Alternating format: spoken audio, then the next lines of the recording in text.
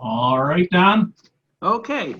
You know what next month is? We're going through turkey time this month. Next month is Christmas. So everybody's going to say, I would like a beehive for Christmas.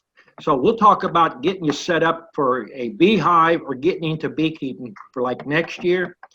Now, there's a lot of catalogs out there, and there's a lot of people selling stuff out there. So shop around. What you buy, try to buy all at one time. Now, Man Lake and maybe one or two other ones, I know Man Lake for a fact. We buy exclusively from Man Lake because they give free shipping. But now, if you're a new beekeeper, I'm not trying to sell you a whole bunch of stuff, but I would suggest you start with 2 hives. And the reason being, if you mess up and you're going to be a new beekeeper, you're going to make a mistake. And if you kill the queen or something happens, you can pull brood from another hive and put it in there and they'll make them a new queen. Now, what you need to figure out is how much weight you can lift.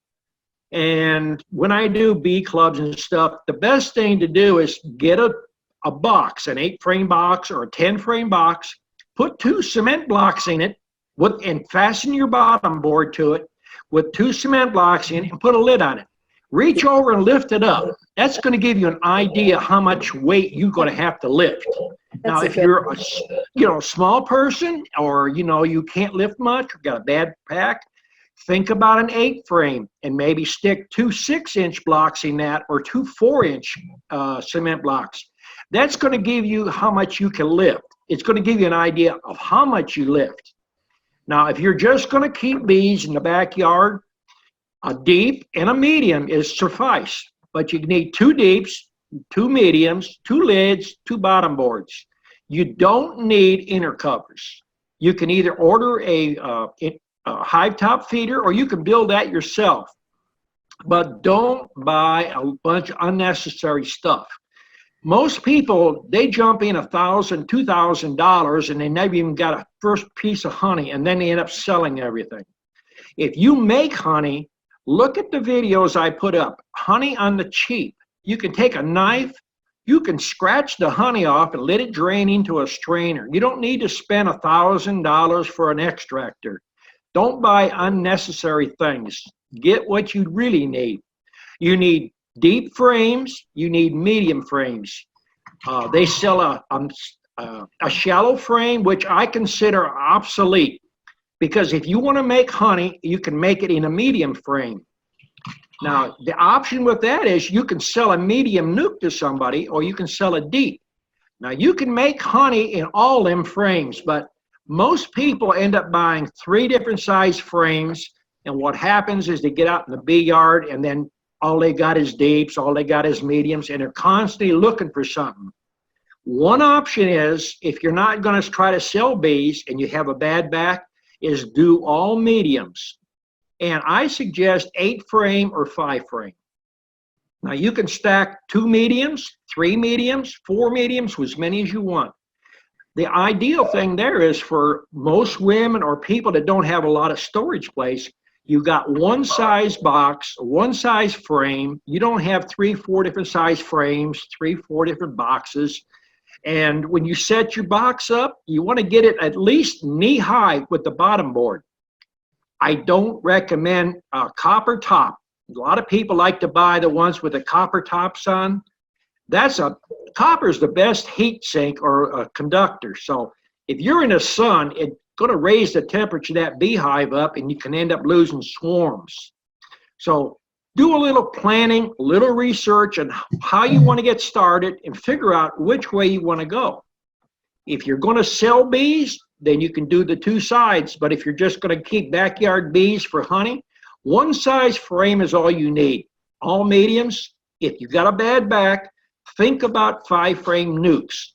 I've done a video on that, and I call it natural beekeeping. 4 nukes with 5 frames in stacked vertically will represent a tree in the woods. And the bees survive. They'll make enough honey. And you could go in that box and pull 1 frame, 2 frames. If you don't have an extractor, pull 1 frame out. You can scrape it off and walk right back out, put it back in hive. They'll fill it back out. They'll clean it up. You don't need a lot of unnecessary things. My philosophy is in that catalog, 99% of the things in there you don't need. I mean, you don't need a smoker. If you're a person that smokes, you can lean over and puff a little bit of smoke there. You don't need much, and that'll calm the bees down. In fact, the man that taught me never owned a smoker. He smoked old cigars, but I hate to see ladies in the bee yard smoking cigars. But, you know, just like a veil. People want to go out and spend money on a veil. You can go to Walmart and you can buy a mosquito net with a hunting hat. Put it on, put that mosquito net over. It'll get you by. I'm trying to tell you, you can get in it with minimal expense and have a happy beekeeping thing. Now, as far as the fancy beehives, I like to make my boxes standard, and I have plans on my webpage. You can look on a lot of places. There's plans everywhere. A lot of people like the plans that I like because I've altered them to where I get more use out of them. I make my frame rest a little deeper. I make my boxes a little taller because boxes will move and they'll warp, and it gives you a little wiggle room to, you know, to straighten them out and clean them up. As far as lids, I don't use no metal on my lids. You can use plywood up there or Vantech with paint on it.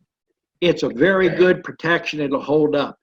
I think metal runs out the bees more for swarming than just regular plywood. And as far as copper tops, you don't need that fancy stuff. Keep it as simple as possible.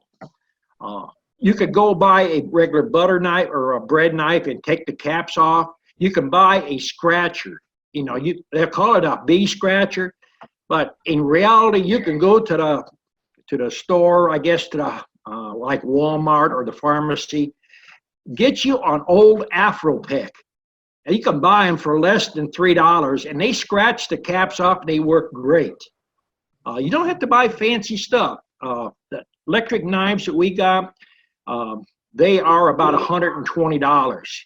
They have a knife like that looks like an electric one. You can put it in boiling water. It works good. Bread knife, that works good.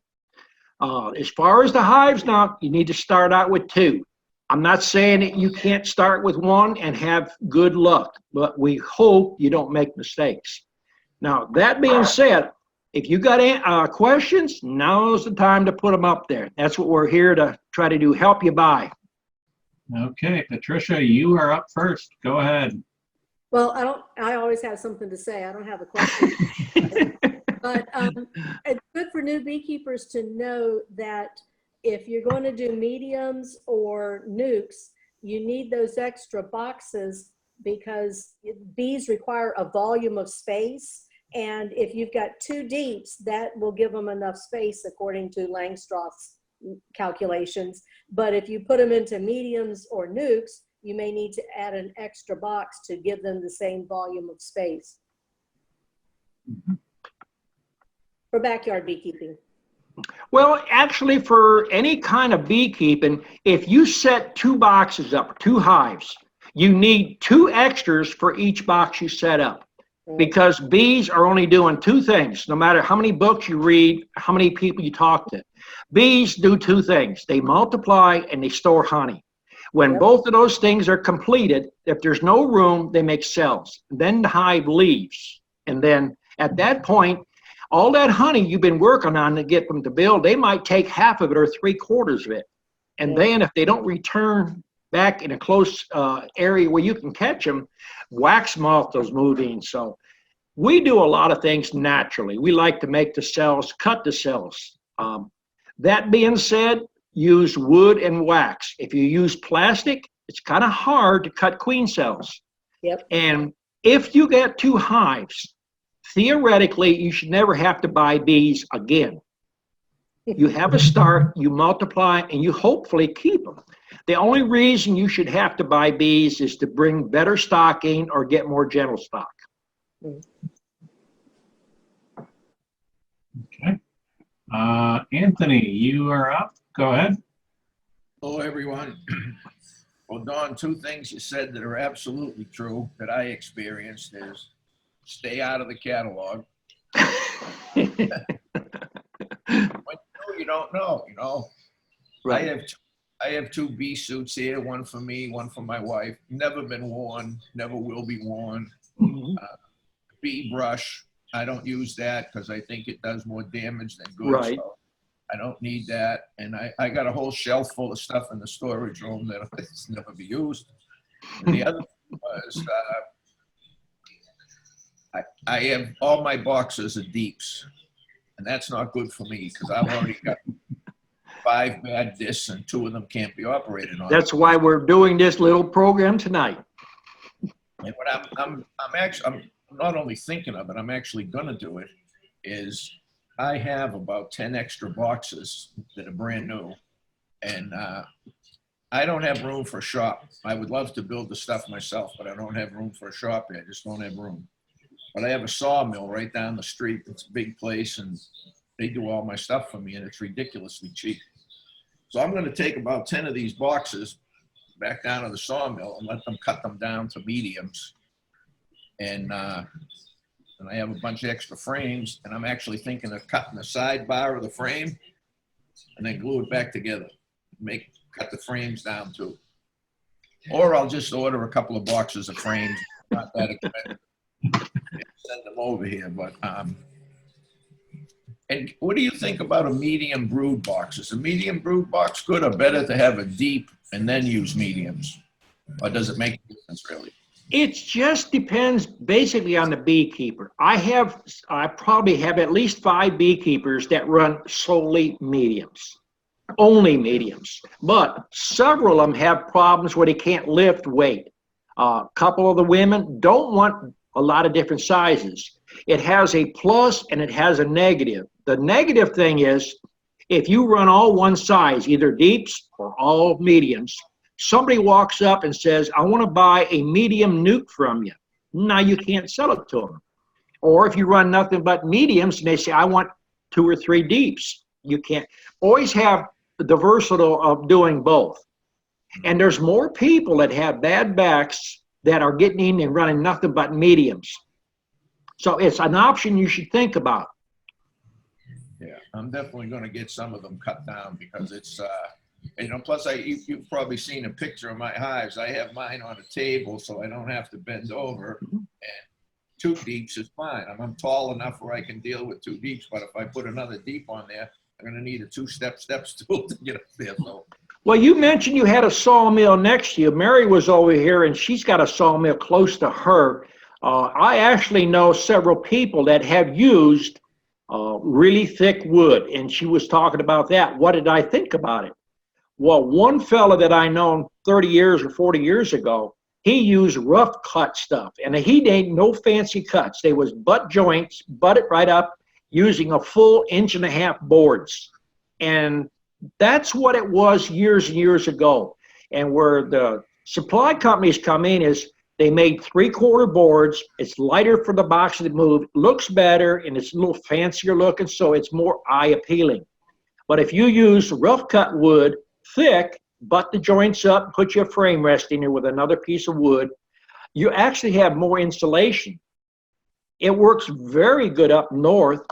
It has the drawback of not looking good and heavy. It's like when students come here and they pick up an oak box. It's like, is this full of honey? No, it's just oak and it's heavy. But I showed one of my students 2 weeks ago come over. We had a hive came off of a bee yard that wasn't checked on in about a month. It swarmed, it had wax moth. Well, the wax moth already had the cocoons on the side of the box, but they couldn't even eat the wood. It was so tough. The pine or the pine frames, they'll tunnel in through that and make holes through it. So everything in beekeeping is kind of give and take. You have to do what is going to work for you. If you can get free wood or next to nothing, I wouldn't worry about appearance. Oh, I don't worry about it. I don't care about that. But you don't have an insulation problem that you'd have to worry about. So I would stay with 3/4. It's easier to move around. Yeah, absolutely. I want to ask you one other quick thing here. I was just reading a post. I think it was in another bee group that a guy posted about bees going into hibernation in the winter. I think it's called Topor, T-O-P-O-R. Mhm. And it's a pretty good little clip he's got on there. Maybe some of you have seen it or will see it soon. And he shows where he would walk up in the wintertime now and then and tap on the hive and listen to see if he could hear the bees. And now that he knows about this, he did an experiment where he took the temperature inside the cluster. The cluster was at 55 degrees. And then after he tapped on the hive, the temperature in the hive went up to 80 degrees for 5.5 hours. Do the bees, like, you know, my understanding is normally they keep the cluster at 93 degrees thereabouts. In the winter, are they still trying to maintain 93, or are they down to 55? It depends on how far up north you live. Now, I done a video and referred to that basically. When I lived in Ohio, and back when I was about 12 or 13, I was just very green at keeping bees. I went out in January and I looked at my hive. There was no activity. I tapped on it. I didn't hear nothing. So I opened the box up and here's a cluster in there and they wasn't moving. They just looked dead. So being inexperienced, I dumped everything out on the ground. And by 11 o'clock, the sun had come up. This is in Ohio, right up by the lake. And by 11 o'clock, the sun come up, it hit those bees and they started to move. I had hauled all this equipment back up and put it in the shed. And I talked to my dad. I said, those bees look like they're alive. He said, well, take the box back and set it back in the thing. And within an hour, they slowly picked up a little momentum and they went back in the hive. So bees do get to a point of not hibernation, but they're suspended animation to a point. Yeah, they don't move much, but they're not dead. That's kind of what the definition of torpor is. Yeah. Okay, we got some other people, new people. Okay, we got a lot of new people tonight. New people, you came because you wanted to ask a question. Don't be shy. Just stick that hand up and we'll get to you. Click on participants and then there's a place you can raise your hand, all right? Okay, you guys go ahead. Okay, next up is John Myers. Go ahead, John. Hey, Don. Hey. Hey, I was wondering about the vent holes for winter.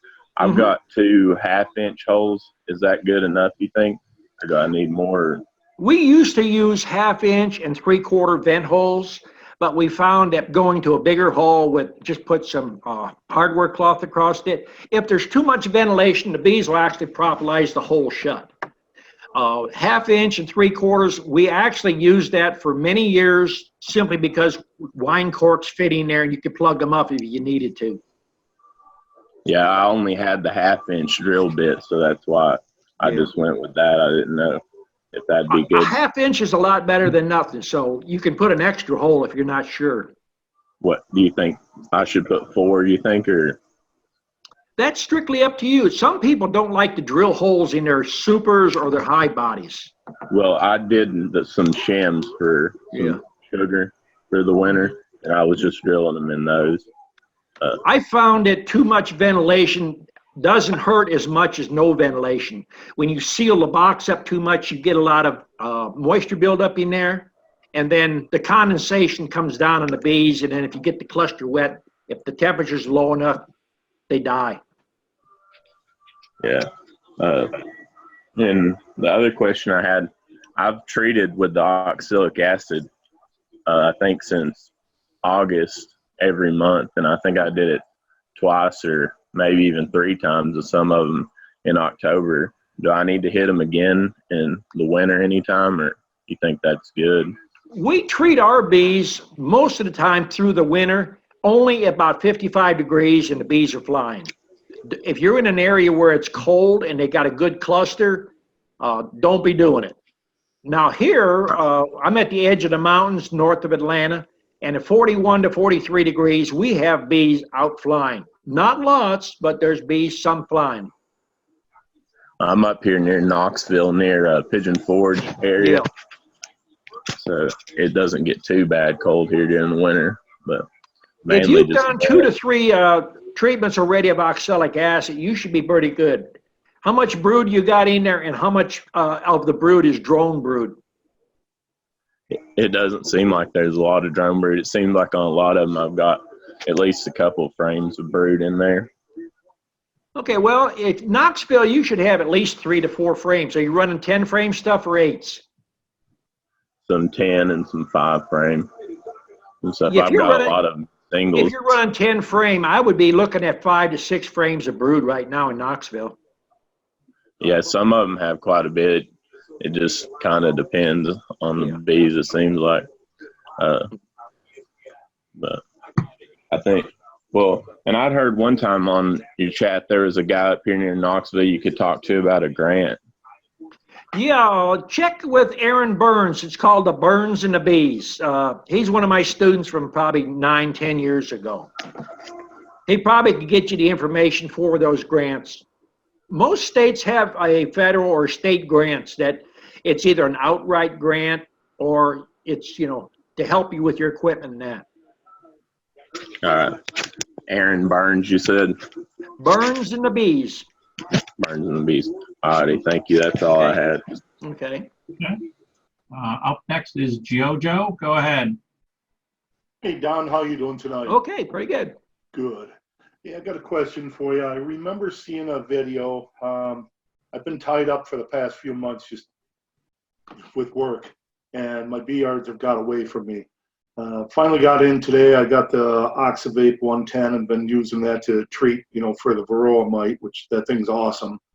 I know you guys have had some videos out on that, but what I did notice is the small hive beetles are out in full force. And that's because, like I said, neglect on my part, it got away from me. But I think I recall seeing one of your videos where you did something where you were doing a swap out of frames or something like that. That's a change out. And right now, usually in October and November, if you're doing your change out, if you're running a double hive or if you're running a deep with a medium on top and you don't have a lot of bees in that super, I'd almost guarantee you got beetles all over the top of those frames. We try to get them broke down. If you don't have bees covering them, take them off. We run mostly singles, or we run single 8s or single 5s with hive top feeders, and we run Swiffer sheets on the top. And the beetles seem to get up in there. But now, 2 years ago, we had hardly any problem at all with beetles. This past year, I think everybody had a bad beetle problem. It's just been the weather. Gotcha. Yeah, I only popped the tops on probably 3 or 4 colonies, and they all look pretty much the same. And I'm like, yep, Yeah. got away from me. My fault, my bad. I knew it, but it was a risk I had to take. Yeah. Okay, so what I should do is break them down to the smallest compartment I can at this time. I'm down in Florida. So, Well, you should be making bees right now in Florida. I mean, I got 2 or 3 students and they're bringing, the boxes are full. yeah, I think I could still produce bees without an issue. Yeah. Well, if I had drones, I'd be making queens because I could sell them right now. But when I was in South Georgia, I lived on the Florida line. We could make queens 11 months of the year. Here, we start losing our drones too much, usually by the end of September into October, depending on the weather. Mm-hmm. Perfect. Okay. Well, thank you, Don. Okay. I appreciate it. Okay. Nobody else has any questions, it looks like. Everybody knows everything about beekeeping, Don. Well, I'm here to learn too, so don't be bashful. I mean, I learn more from students that come here than when I'm teaching. Every student's taught me something. You learn from your students. You learn things to do and things not to do and a different way of doing things. So don't be bashful. If you got a question, I don't care if you think it's bad, ask it because we have other people who want to hear it too. Raise those hands, people. All right, Al's got his hand up. Go ahead, Al. Hi, Don. Hey, I got a question that just for the general group, and that is with the weather being going from hot to cold, what is everybody doing as far as feeding their bees at this point? basically, I don't know what other students have done. We haven't fed for 2.5, 3 months. Well, usually by the end of September, if I've got any honey in there, I kind of let them go. So I guess that's the way I kind of sort out my survivor stock, which is not a bad way to do it. But we just been busy. we're cleaning property off here and trying to get ready, set up for next spring. And see, right now people think that this time of year you don't do nothing. I'm already working for February and into March right now. Because next month we start hanging foundation. We're making foundation right now, so we always are working in the future. Okay, my second question is that I've been breaking down some of the hives to get them into smaller units. What do you do and before you store the boxes as far as cleaning them up? Would you soak them in something, or what do you do to get those boxes ready to store? If you don't have wax moth problem, or if you don't have a bad problem of, if you got foul brood, burn it, but I'm saying if you get wax moth, you can scrape that out, or you can take a wire brush to it. And before you set them up in the springtime, just take bleach water, and I use a paintbrush and paint them.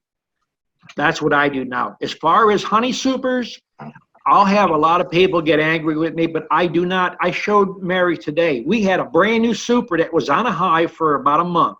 And I showed it to her and I said, would you melt this down? And it was 90% undrawed comb.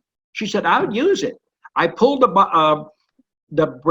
bar in there, the wedge bar, and I showed her the wax moth under there. So I personally, myself, I have not saved comb that was drawn out for honey over 1 year to the next. I melt it down. And I've even showed that to students. Go in your hive, pull a frame out that's the nastiest frame, put new wax in there. Go back in a day or 2 days and pull that frame out and you'll find the queen 99% of the time there laying on it. That shows you they don't like that old comb. It gets buildup in it. But there's people will say that puts them ahead by using that drawn out comb. It might, and then again, it might not. Okay, one other issue that I've had just an unbelievable number of yellow jackets. Mm-hmm. And I've tried the beetle catchers, soft drink, the soft drink bottles and putting the drink in it. I've tried the Mountain Dew, I've tried root beer, and nothing seems to attract the yellow jackets. What am I doing now? The yellow jackets, I had really good luck with root beer. Flat root beer, I usually put about an inch in there. Usually if you can find a few yellow jackets with a fly swatter, that speeds the process up. I'll smack a few and drop it down there. Once you get 1 or 2 in there, it's just like a magnet. I had some out there I done a video on, and within 2 hours, I had 4 inches of yellow jackets in it. Yeah, I saw your video and I tried that. And I didn't have any yellow jackets. That's like, maybe my yellow jackets just got a different taste. I don't know. You got them trained. my yellow jackets haven't seen your video, so. Could be. That's all I've got. Thank you. Okay. Okay. Back to, who we got? Anthony. Go ahead, Anthony. Okay, I'll do this real quick. Regarding black comb and changing the comb out every 3 years or so. When I got my nukes from the bee farm, some of those frames were pretty black, and there's a few that are really black. And I have changed out some that they weren't on. I just take them out and put in a starter strip. But I got some other ones that are pretty black, but they're using them. So if they're using it, don't worry about it. Just leave it there. If they're using it, it's okay for them. Well, if you had a glass of real clear water and you drank that, I mean, because you was thirsty. If you was out in the desert and it was milky, dirty looking, you're thirsty enough, you use it. Bees are basically the same thing. Space and area. If they don't have something, they'll make do, but it's not going to give them to their best production. By changing it out, even 1 frame at a time, you'll notice better increase in production of honey and bees. You know, maybe I'll have to sacrifice a little bit of brood here and there, maybe to change them out. But we should be coming into our heavy honey flow here, December to April, and maybe that'll afford me some time to get some of these blacker ones changed out. You can always work your frames outward. And then as they get full of honey, you can set the honey frame. If it's a dirty old comb that's full of honey, work it to the outside, and then from that point, set it in a box outside of the beehive. Let them rob it out, then melt it down. Now, when you mentioned you bought a nuke from somebody that had dark comb, That's another thing. When you buy your bees, order them from people that have a reputation. There's enough information on the internet. Buy bees from people that have a good reputation. If you buy a nuke, if the man comes out with a full bee suit and it's all wrapped up in a box and hands it to you, I would not accept it. Make him open it or have him open that box up, point out the queen, and look for it. If you are afraid of working bees without a veil, put a veil on.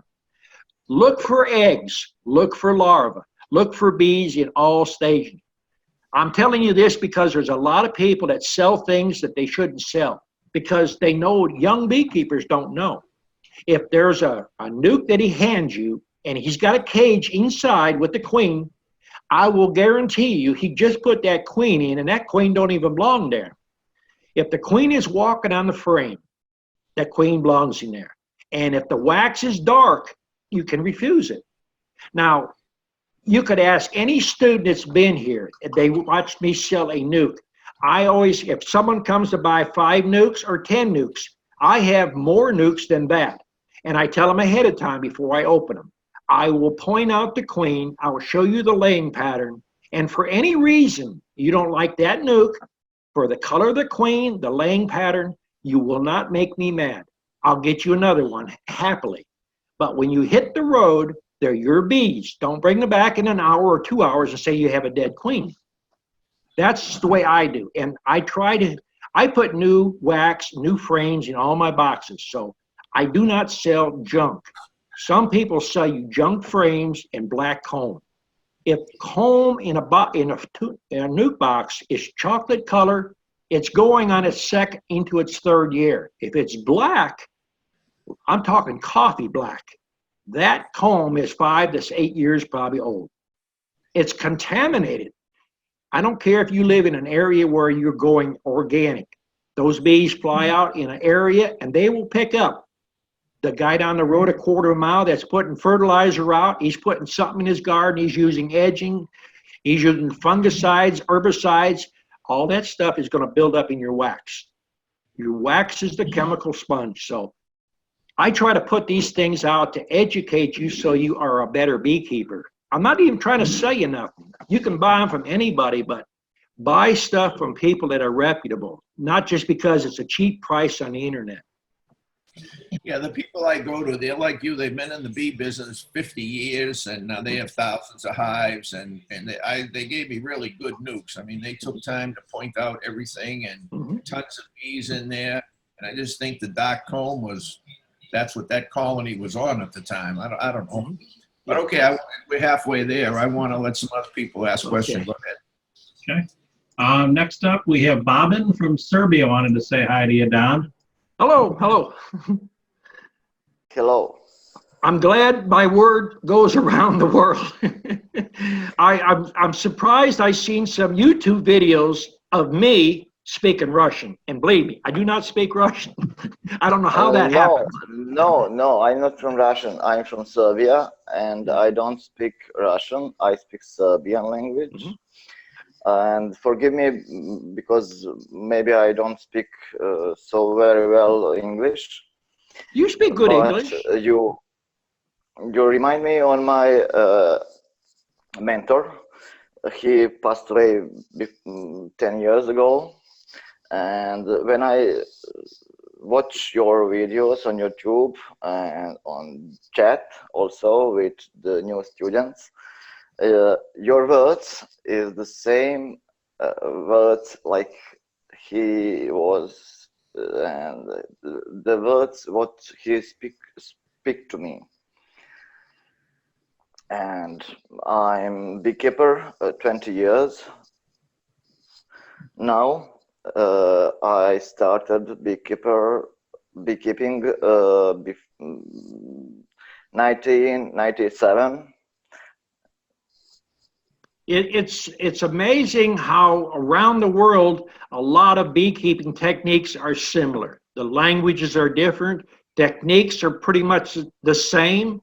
The old beekeepers kind of have a way with to work the bees where the new beekeepers are learning different things, I guess, different attitudes and techniques. which might be good. But you know, when I mentioned the Russian, we had a fella here on one of the chats, I guess a couple months ago, was from Russia. But there is YouTube videos of me, and I don't know if somebody is speaking Russian and demonstrating the same things I'm showing in it. So through technology, they're giving me a different nationality, I guess. But it's good to educate around the world. I'm from Balkans. I'm not from Russian, from Serbia. Yeah. That is similar Slavic land also. But in Russian, they got the Russian bees, but we got the how that's spoke in English. We don't. You have the Italians bee, am I right? You run the Colonel. the Caspian, or I think it is, or the Caucasian from Russia. No. We got. Wait from minutes.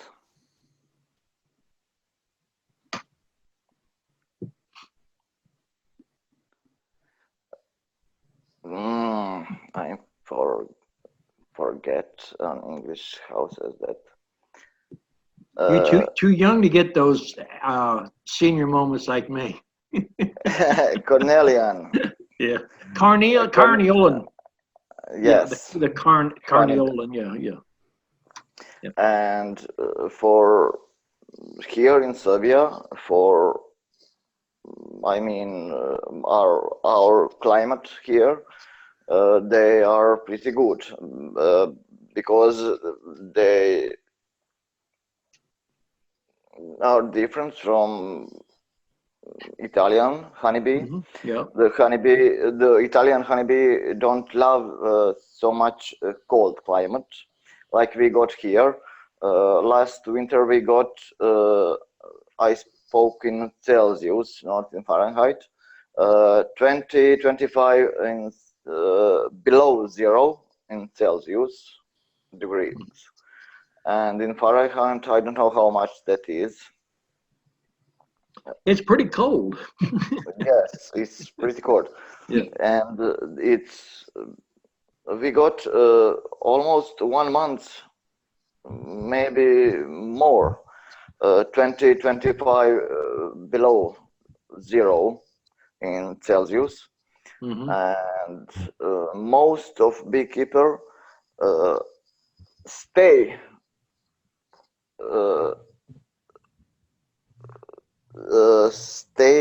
without without bees, because every 10 or 15 days bee must go out to clean themselves.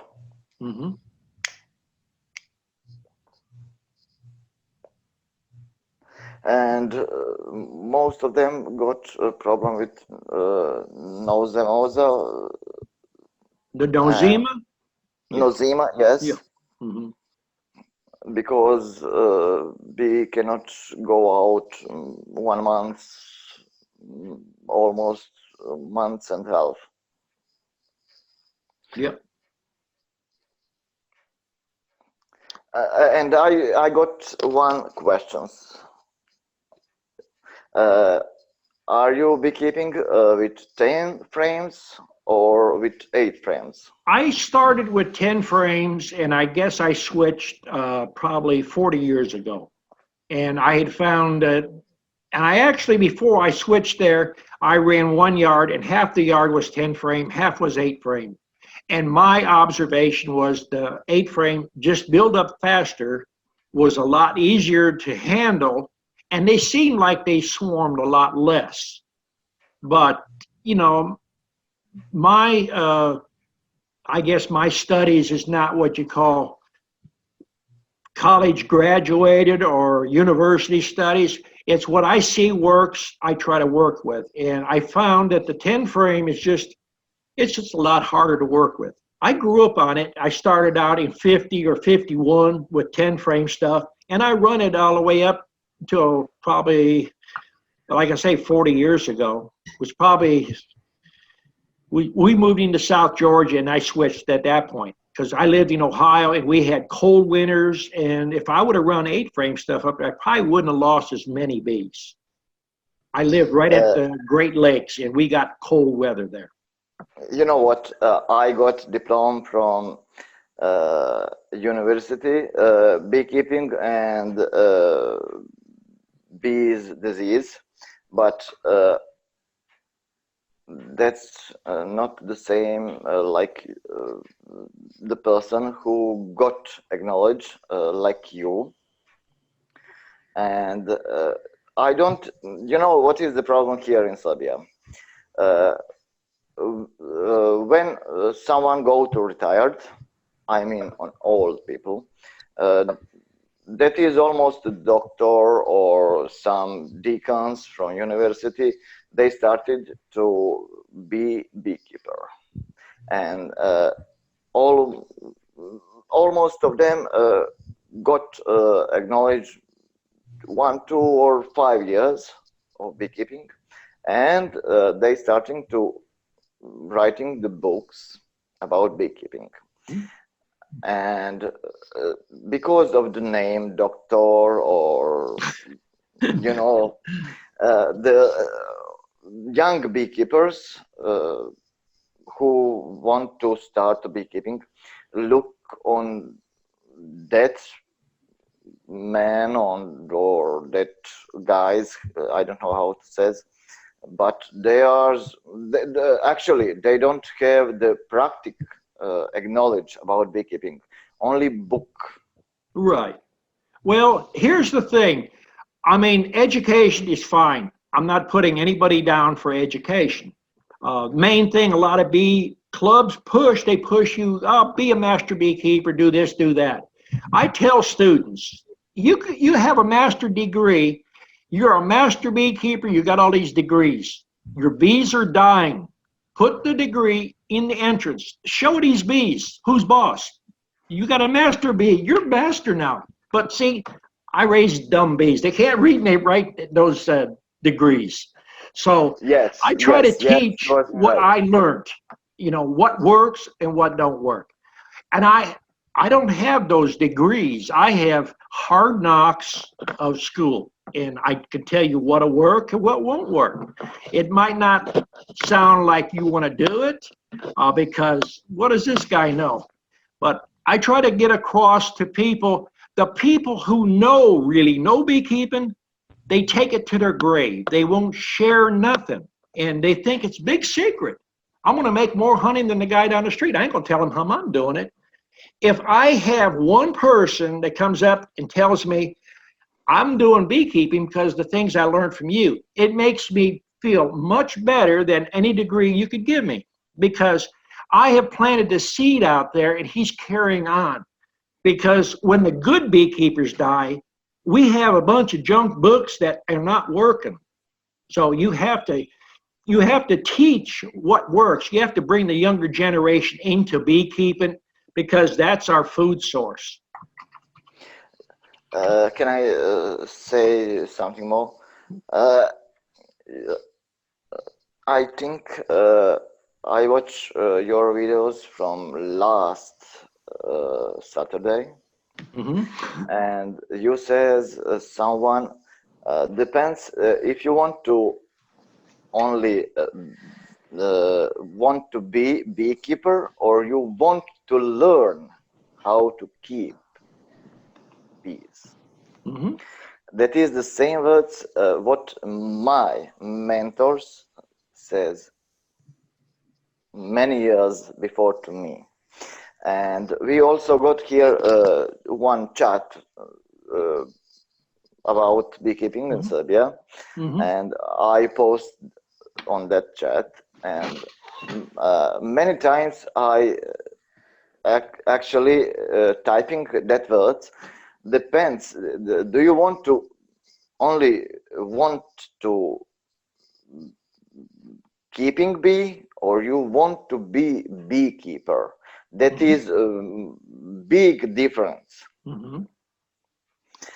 But many people does not understand meaning of that words. Well, see, I try to teach people, if you get 2, 3 hives of bees, once you have bees, if you learn beekeeping, you should never have to buy bees again. You can multiply them, you can make as many hives as you want. When people keep buying bees every year, they're supplementing their genetics. I have to buy new genes every few years to keep my stock up, or I get inbreeding. But when people keep buying bees year after year, they should sit back and realize there's something that they're doing wrong, that they either have to change or they have to keep planning on buying bees. I have students also before, maybe 10 years ago. Mhm. Here, I live on countrysides here in Serbia. He is nearby me, and he want to starting to be beekeeper.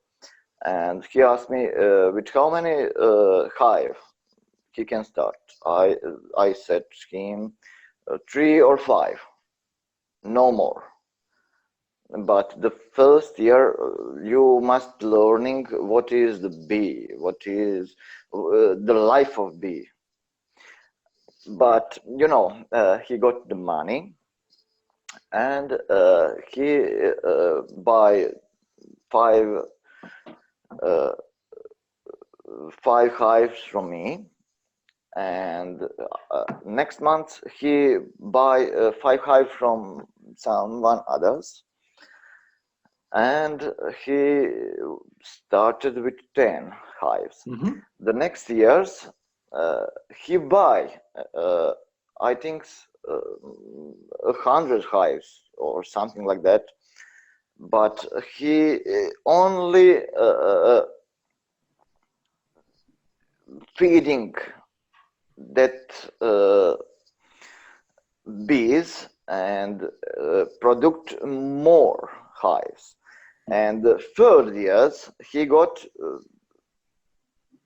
maybe 250 or I don't know how much. And when that hive was in how that says in starting to forgive me, swarming. Swarm, yeah. Yeah, he opened 1, 2, or 5 hives. I don't know how much, but he got the fuels equipment on himself, and 10 or 15 or 20 hives go from equipment and sting him. He immediately leave open hives and go home, and he finish with his beekeeping. And now he don't have any bees, even one. There's people that jump into beekeeping that try to do it strictly for the money, and they do not realize you have to love the bees to work daylight to dark. They'll provide a good income for you, but it is a lot of work. Yes, that is. It's not the same when you work with 1 box and when you work with 3 box in hive on hive. You know that. Yeah. And when you got 100 hives, only 1 box, and when you got 100 on 3 box. When you open, you must open 3 box only in one hive. But if you got much more and you don't learn anything about bees, You know where you are. Yeah, well, You There- don't know where you are.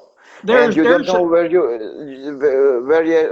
and you don't know how you can start, and you don't know what you must do. there's a very good movie. If you get a chance, watch the movie. It's called the Life of the Honeybee, or I think it might be Bees and the Honey. And it's all about big business. Everything is so automated. These people go out in the fields and pick up boxes, automated, put them on a conveyor with bees in them. It shows it right on the videos, and they're scraping them off, killing bees by the thousand. They care nothing about the bees. Bottom line, that's what business is bought into, and the people that's taking care of bees are suffering because these people with big backing, lots of money, they got automated machines go in there and they're trying to put the small person out of business. But beekeeping is hard work. Don't get it wrong. It provides you a good living if you work at it. Yes, you are right. Before 4 years ago, I got car accident, and my right arms I got open. Mhm. How that says open. Mm, Cut. how Surgery for the shoulder, probably. Rotator cuff. my humerus. It's I broke my humerus, and I did not yet started to use my right arm, and because I love the bees, I got the 100 hives, but that is only my hobby. I got 100 hives before that, but now I got only 20 hives because I can't work with them. And I started to mean how I can work with bees, and I got Langstrut hive, and now I try. I don't know, do you see or do you hear for Japanese hive, boxes hive? That is the hive without frames. And that is the hive with 6 or 7 or 8 boxes, medium size. There's no frames in the boxes. Yes, no frames in boxes. Well, see, some places you can raise that. In the United States, you have to have a hive that is inspected. It has to have movable frames. Years and years ago, we used to have skeps or bee gums with cross sticks in it. And everywhere in all the states is kind of getting uniform as far as inspections. The bees have to be able to be inspected with movable frames. That's to help hold down on diseases. Yes, yes, I know that. But I must found some, how says, forgive me, some other solutions to get keeping bee.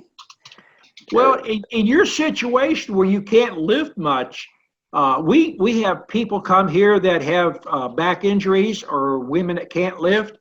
5-frame nukes might be your option. You can put 5-frame medium supers on them. You can go 2-3 boxes, and you only have 5 frames wide.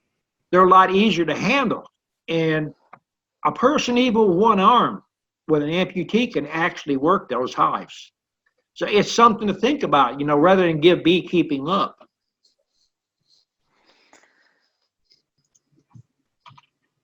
You are right. Okay. Okay. We get some other questions, so let's move on here. Okay. Okay, thanks, Bobbin. Interesting hearing from you. Thanks.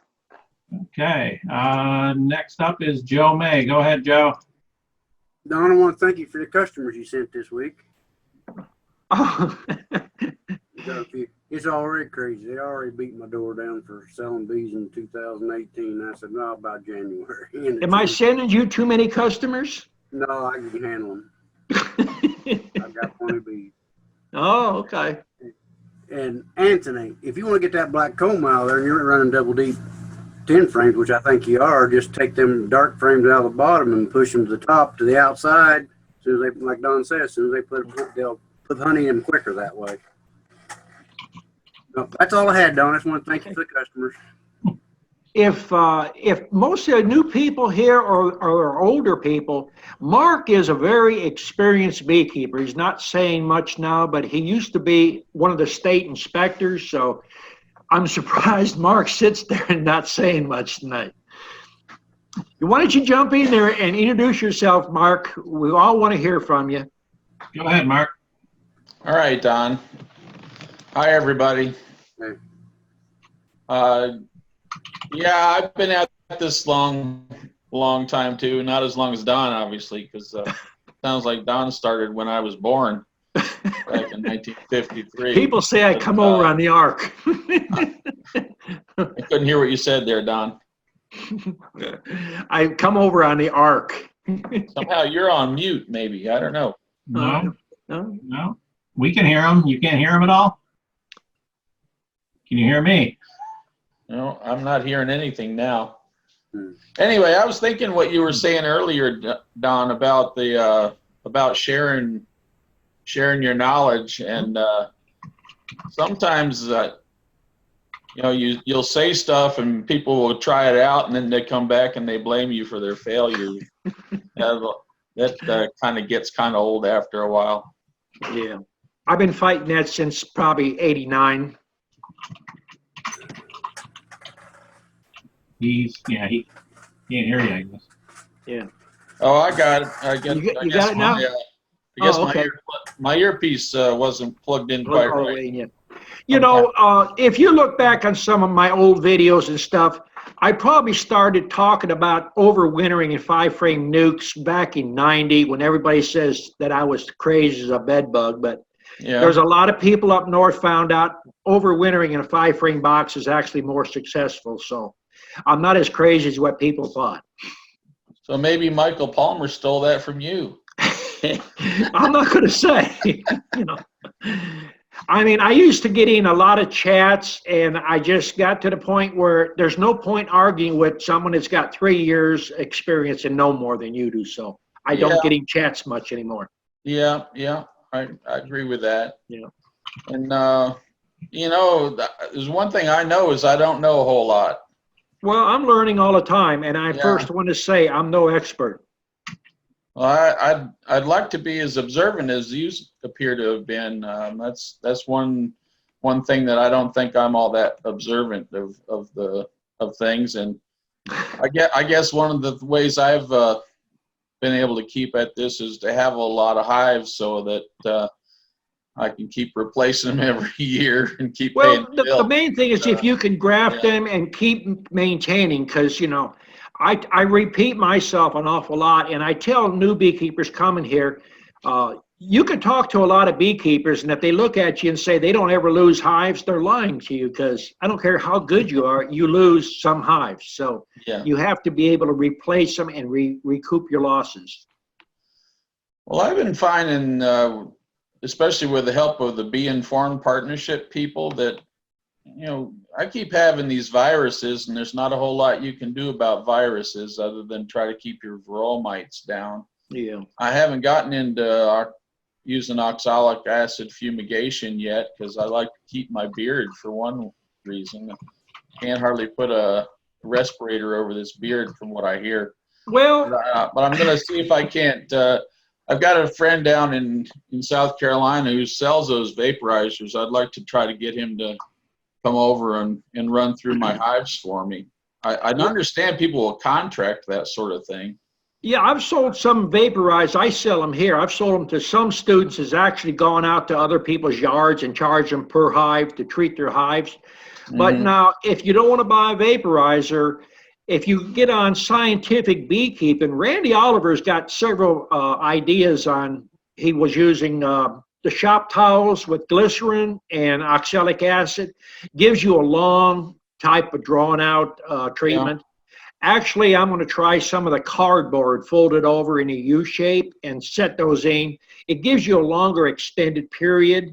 It's not supposed to hurt honey, but now some of the commercial guys that are doing it on large scale are using the pump up garden sprayers with they're supposed to be a dribble, but they're actually drenching them with Right.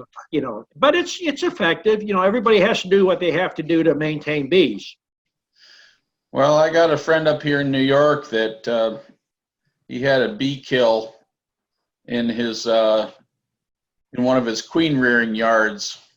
He thought he was having some chemical contamination from a farmer down the road from him. And so he called the Department of Environmental Conservation, and they sent out somebody to take some samples of bees and this and that. So this inspector asked him what he was using to treat for varroa mites, and unfortunately, he told him.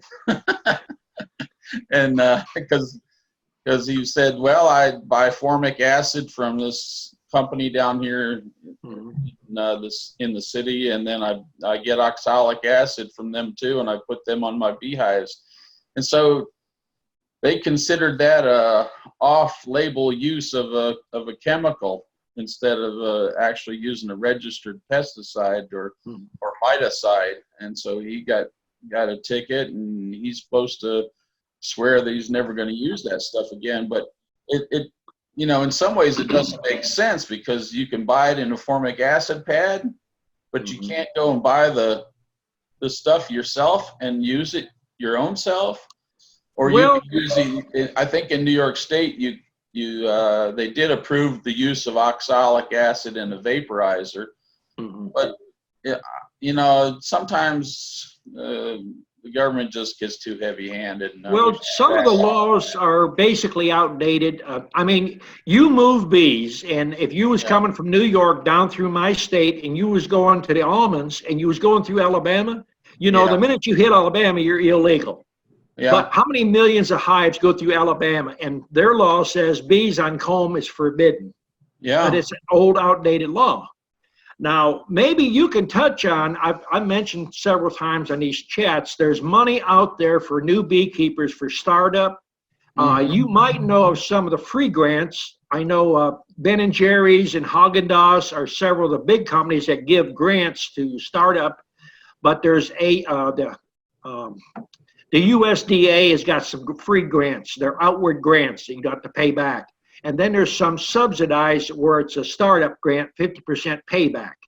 Now, you might know of some of them you might want to mention if you are more familiar with, because I think you know more about that than I do, because we have had people that have come to the Empire State Honey Producers Association, which I'm the president of for the next 2 weeks. My term's running out. That have asked us about that, and actually we've even had a state legislator that wanted to put something through New York State to offer grants, but specific grants I'm not really that aware of. And I guess in a way that's how I got into beekeeping in a bigger scale, was I went to the USDA and got an FSA loan to buy 2 different outfits that both had 200 hives each, and they had a lot of nice equipment.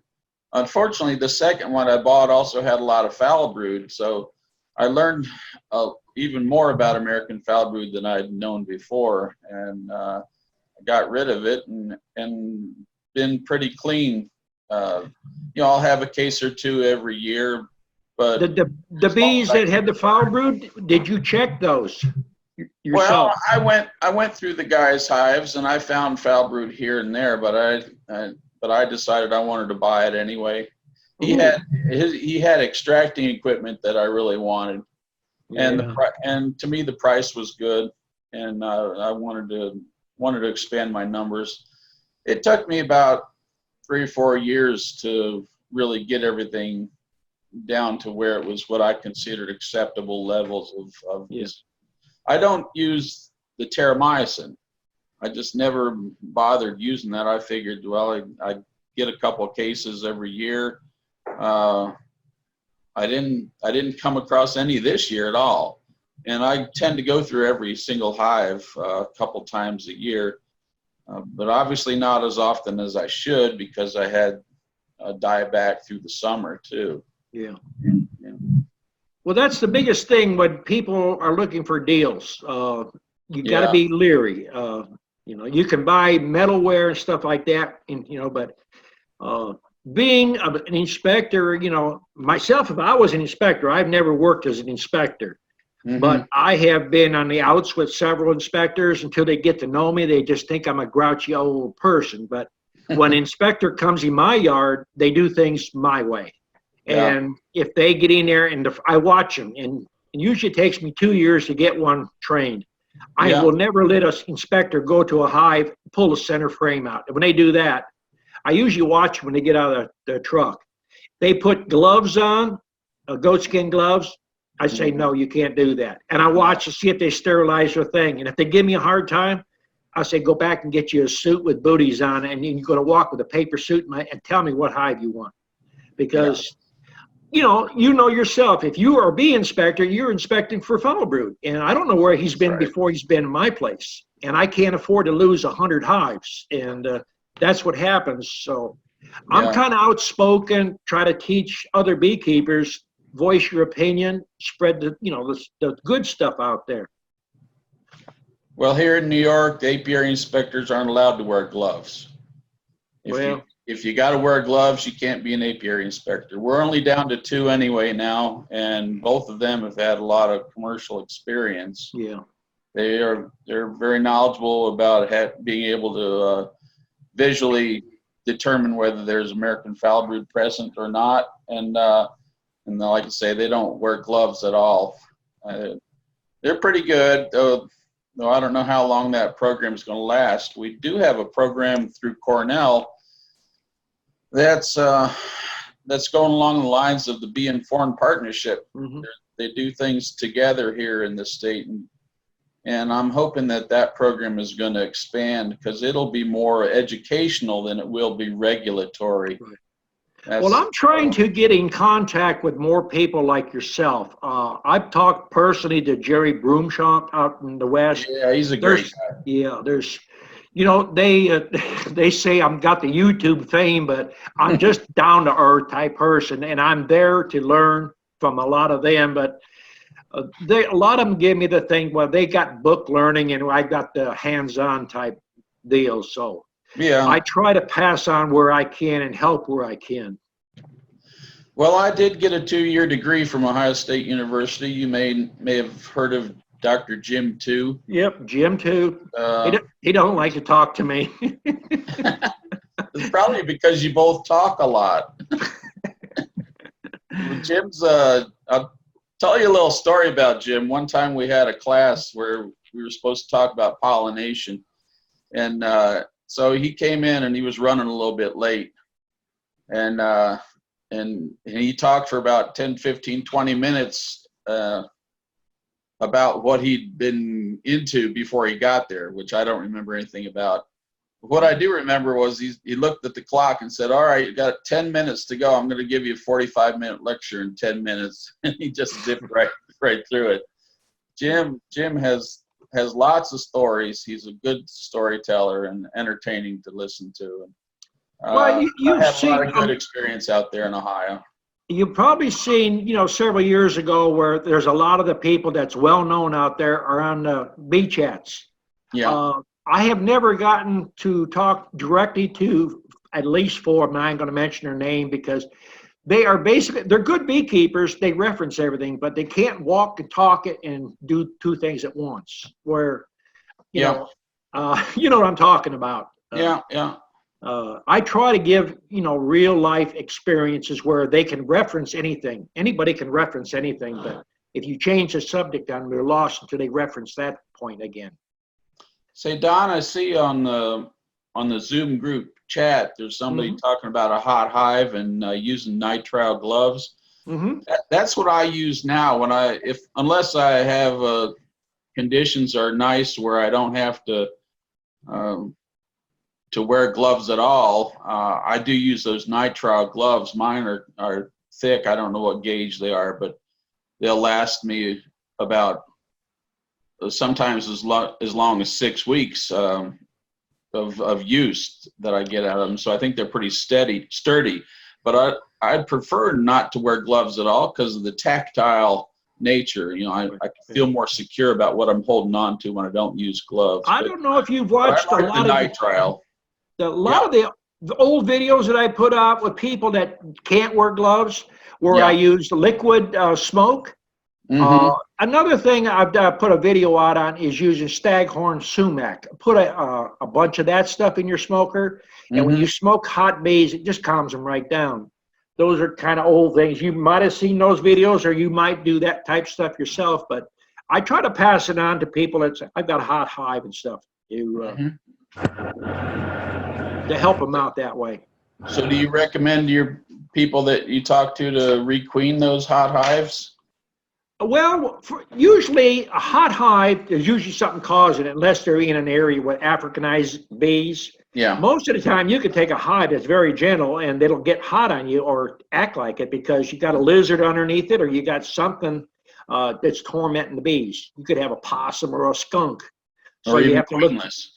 Well, queenless sometime, yeah. Or, you know, a queen that's never been mated, and you got a laying worker in there, basically.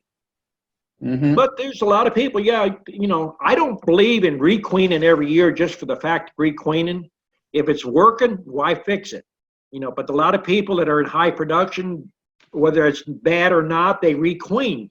And basically, I think that's because of the way the queens are being reared. Yeah.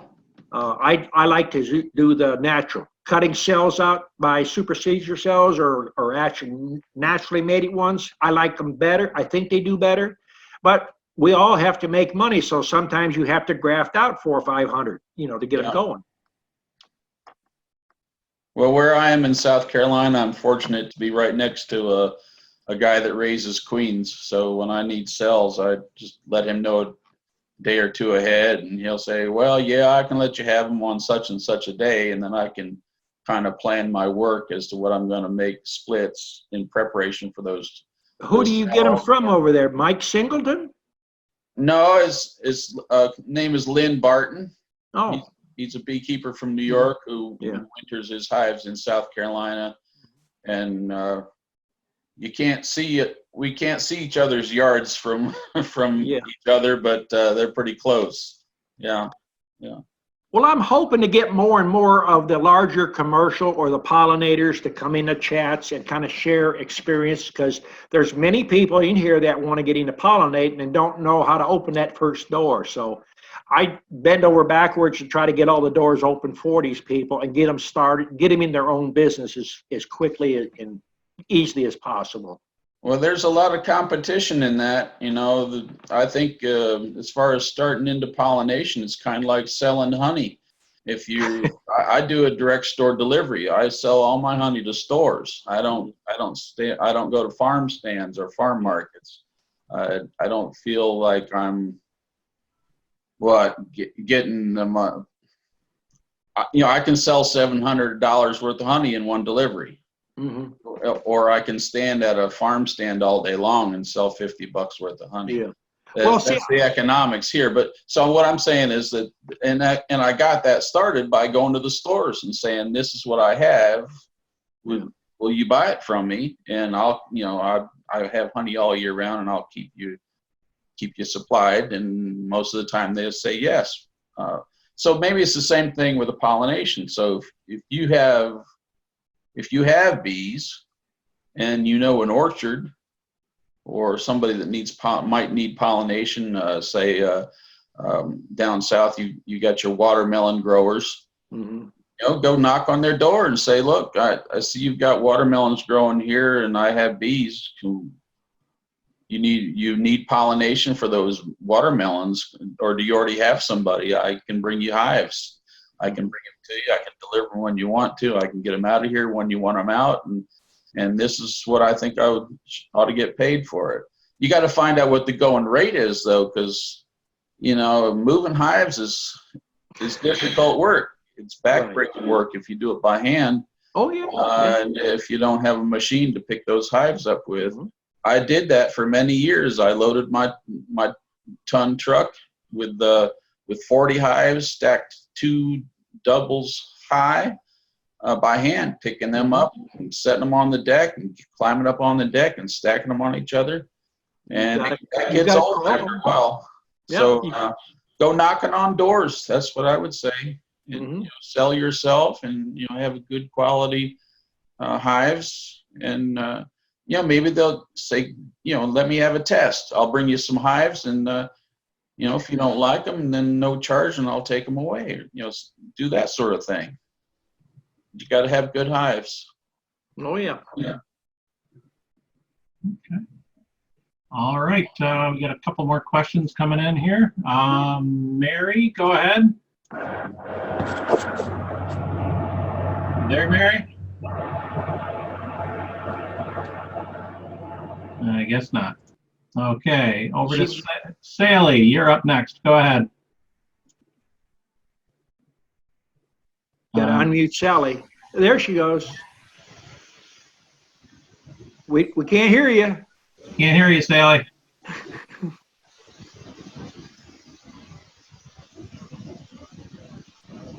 She must be muted. No, she's not. No. Not on this end, guys. Check her piece on there. She might be unplugged. Okay, moving on. Wayne, you are up next. Go ahead. How you doing? You're up, Wayne. All right. How you doing? I'm talking, but I don't know if you're hearing me.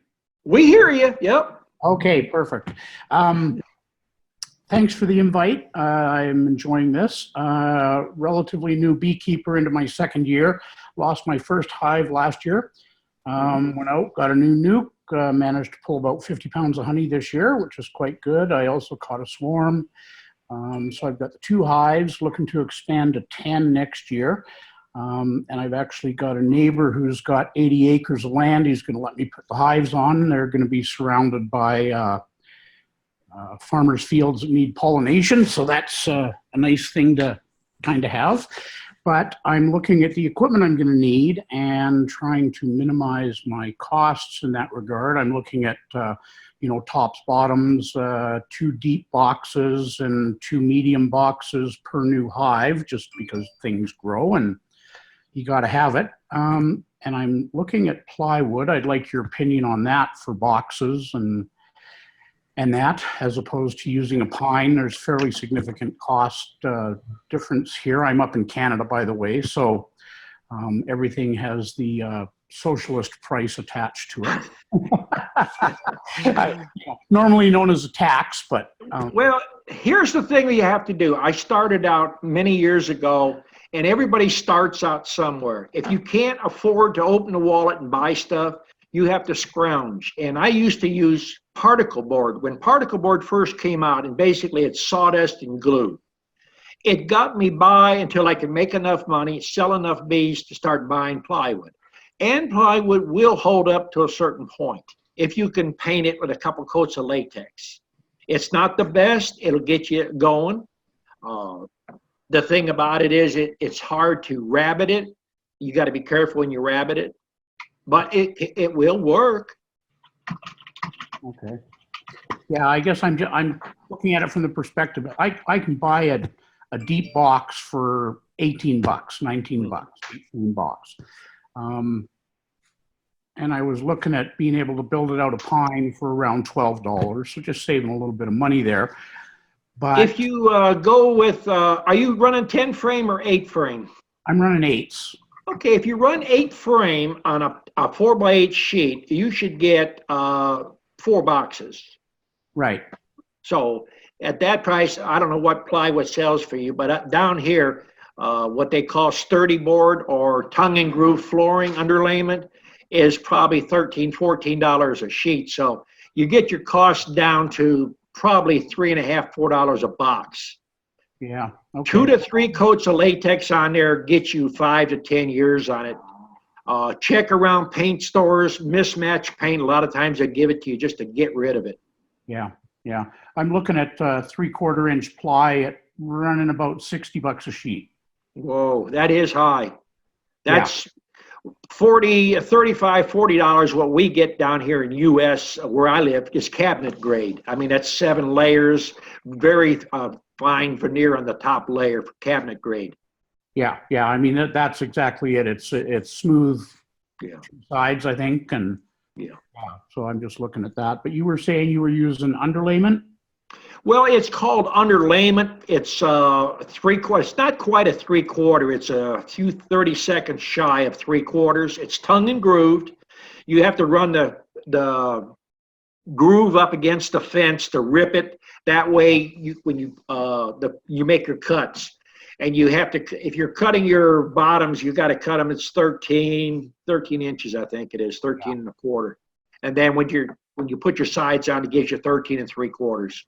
Right. Right. Okay. And is that like an OSB? Is that what you're talking, or is it different? OSB is a little bit different. It's probably a little cheaper. Now they have a product called Vantech. Vantech, is there any building going on around your area? Building houses or apartments? Yeah. A lot of times dumpsters, you can get in a dumpster from an apartment complex and you can get enough material to build 400 or 500 hives absolutely free to haul it off.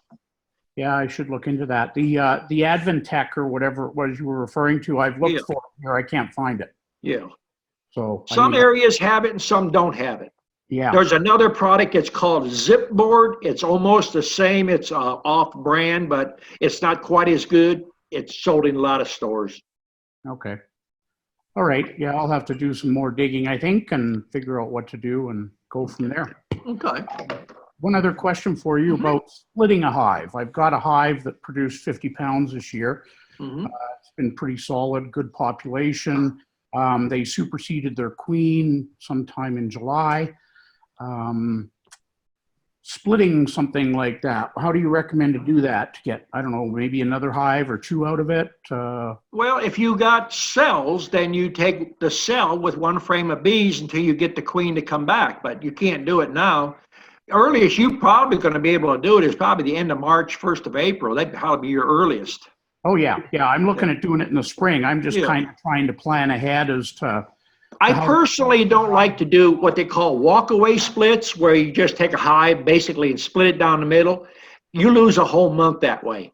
If you pull a super off it and keep them in a single, they do 2 things. They multiply and they store honey. And once they get crowded, if you're running 8-frame stuff, you probably have 6 to 7 frames that's got cells on there. And if you don't cut them, you can put 1 frame in 6 different boxes and make 6 splits out of it. Yeah. Reduce it down real good. You don't have a robbing problem usually in the spring. Not until after July you start getting robbing problems. Okay.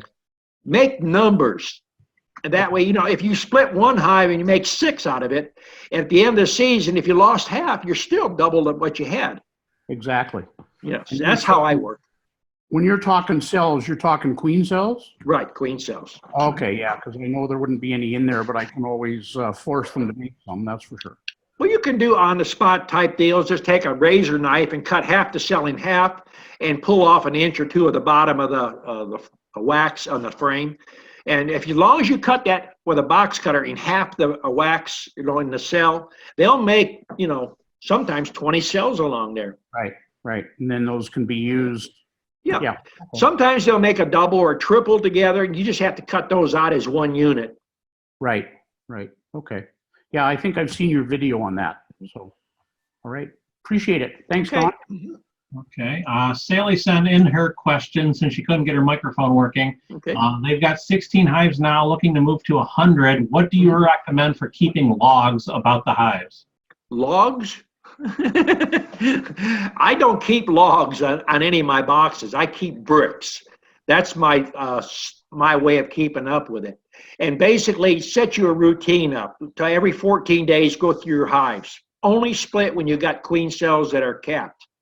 Don't let them try to make, you know, a walk-away split. 16 hives, are they 10 frame or 8 frame, did she say? She did not. Okay, more than likely, if she's from Oregon, she's probably running 10 frame hive. If she's got a single, she could make a minimum of 8 splits off each one first thing. Wait 3 weeks, and those splits probably could be split again. But you got to put sugar to them. Plan on 25 to 35 pounds sugar per hive when you make these splits. Okay. Sugar's the key. Okay, does that answer your question, Sally? She says thank you. I guess you got it. All right. Next up is Tim. Go ahead, Tim. Can you hear me? Yep, Yeah. we hear you. Well, yeah, I was going to ask you about splits and what's your preferred method of it, but you've been talking about that for the past. You can never talk enough about it. What is your preferred method? Do you prefer going into nuke boxes and adding nuke boxes, working it down into nuke, or? You mean put another box under a nuke? Is that what you said? Moving frames over to a nuke. I only move frames, you know, I try to go in my hives every 14 days. Because if you stop and think about when you're going to make a queen cell, from day one, all right, they take 16 days for that queen to come out. So if you, every other Saturday, you go all through your boxes, every single frame, and look them over close, you can catch when they're making cells. If you don't want to cut them, just move the whole frame. Build you some queen castles. That way you can put 4 frames in one box, and you've got 4 entrances on opposing sides. That's the easiest way. If you got wood and wax, one frame, if it's got 10 cells, that means you can make 10 splits. You don't need a frame of brood, a frame of pollen, a frame of honey. If you've got a queen cell and a frame of honey, you put it in a box. Shake a frame of bees with it and close it up, because you don't need brooding there. The cell is already sealed. Once the queen hatches and she flies out to mate, if you got a mating yard or a bee yard, she's going to bring back 10 times more bees with her. And at that point, when you see she's starting to lay in the frame of the honey, because they're going to clean out enough, and as soon as you see them laying, you know she's mated. Add a frame or 2 frames of hatching brood. That builds your numbers up right away. That's the easiest way to do it. Okay. That's pretty much all I wanted to talk about. We'll get on a subject of just making splits. There's probably 100 different ways. I try to do everything the most efficient way. I use the least amount of resources that I have to risk. If you put a frame, this is what a lot of people do. They go in a 10 frame hive and they make a split down the middle. They put a frame of honey, a frame of brood, and then they hope they make a queen cell. Well, if you get a cold night, 55 degrees and lower, anything, you got a full frame of brood, the bees are going to cluster. So anything outside the cluster gets chilled. It's called chill brood. So you lost half or 3/4 of the frame.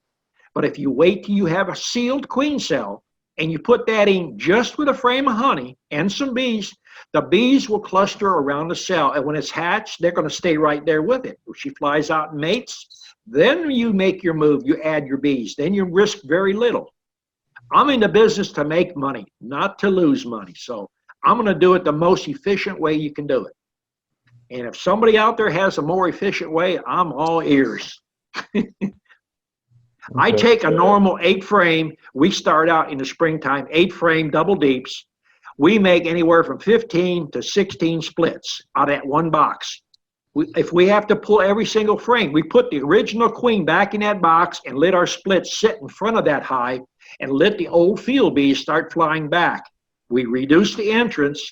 Now we got enough foraging bees. We got no welfare in the hive, because the welfare is the young bees that's hatching. They're the ones that's sucking up the honey. So if you got all the worker bees out there and you got a queen in there in a queen cell, you know, you got a hive that's you risking the least amount and you're gaining the most. But, you know, there's a lot of ways to make splits. I'm doing it most efficient way. Okay. Okay. All right. We got time for one more question. We're quite a bit over time here. Jeff Freeland, go ahead. Oh, hi, guys. I just want to give you an update on the infamous bee shed. I had to speed up my deployment because I put the 5 hives in there. I got them all in. That was simple enough. I was going to do per some discussions we had the last time, I was thinking about doing the modified heat tape thing around it, but we were moving into cold weather faster than normal. So tonight, let's read around 0 degrees centigrade or 30 degrees with a very strong wind chill. So the enclosure part is going well. The temperature grade has been averaging about 40 to 45 degrees Fahrenheit. And the humidity has been a little bit high, and that's probably because it was a combination of rain. You get that migration, the humidity from the ground up underneath the shed into the shed. I expect that will lower as we move into the full freeze period here later this month. Though I do have a small dehumidifier, which I'm going to experiment with, see if I can bring it down to about 50%. The only other thing is I just worry a little bit about the CO2. So I make an effort to open up the doors once or twice a day. I have a screen, what you call, like you normally would use for your window screens, over the face of the 2 doors when I open it up. So I can more or less look in, they can't get out. What's your drop rate on your dead bees? Is it very minimal? I've been looking at that. They appear to be fairly mature bees, probably in the neighborhood of, they've been in there a week. I would say I probably in the neighborhood of about 500 bees on the floor. That seems a little high. I'm not sure, yeah. Well, that's my opinion, because yeah, I'm watching that. We had students here walking around looking at some of our hives, and one come over all excited and says, I think you got a hive odor, it's dead. And I said, why is that? He says, because I see about 15, 20 bees on a landing board, they're dead. Oh, yeah. I went over, I said, blow in the entrance. He blew in the entrance. He backed up real quick. I said, what you're looking at is natural die-off. That's bees, when they get to a certain age, they die. And if it's a certain temperature, they're not going to haul them out. Right. So I think the issue there is once you get them in a closure like that is you got there's nothing for them on the outside. Right. You're going to have to keep that entrance clean of dead bees. Yes, that's what that's my job tomorrow once this wind dies down. And then I'm just going to monitor the moisture thing. But they all seem to be, I got sugar boards on all of them, so they seem to be up in the top of the deep box, the second box up. That'll be interesting to see how things work. Yeah, the only thing these are Italian bees, and I got one Austrian, the Carnolians. Which I got my hands on a queen earlier this year and integrated that in, and because I do find the Italians have a harder time up here. Right. That's the next thing I was going to tell you. I would either get some Russian or Russian mix or some Carnies. I think they would overwinter much better. Yeah, I'm hoping I get the Carnies through the winter, then I can work on replacing out those other queens. You mind if I jump in a sec on that? On your overwintering indoors? This is Mark Berninghausen. Yeah, sure, Mark. Ian Stepler is a fellow up in Manitoba who winters all of his, hundreds of hives indoors. Ventilation is really important. Get that CO2 out of there. Yes. He does have a blog. He's somebody you might want to try to get in touch with. Sure. And I saw a guy. What's his name again? Stepler, Steppler. First name is Ian. Okay. I think it's Manitoba. Anyway, it's Western Canada, I guess. Could be Saskatchewan, but I think it's Manitoba. Right. And there was somebody responding to some of his comments on the Commercial Beekeepers Facebook page that they have just a regular 2-car garage that they winter their bees in. And so, for someone who would be overwintering a smaller number inside, you might want to try to find other people that are doing it. Yeah. Where are you located? Northern Maine, Presque Isle. Yeah, okay. It's about as far north as you can go on the East Coast. Yeah.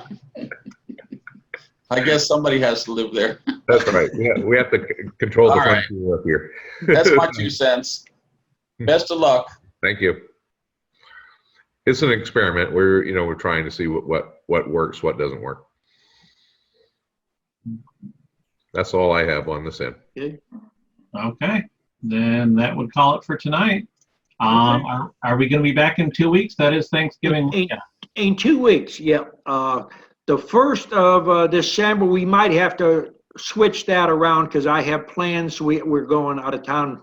I think it's the 1st or 2nd of, it'll be the first Saturday, I think, in December. Okay.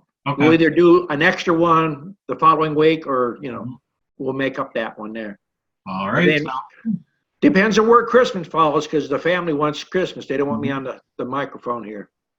Okay, I understand. All right, then. Thanks, everyone. We'll see you in 2 weeks. Thanks, Don. All right, appreciate everybody showing up. Everybody have a good one. Bye-bye. All right, bye.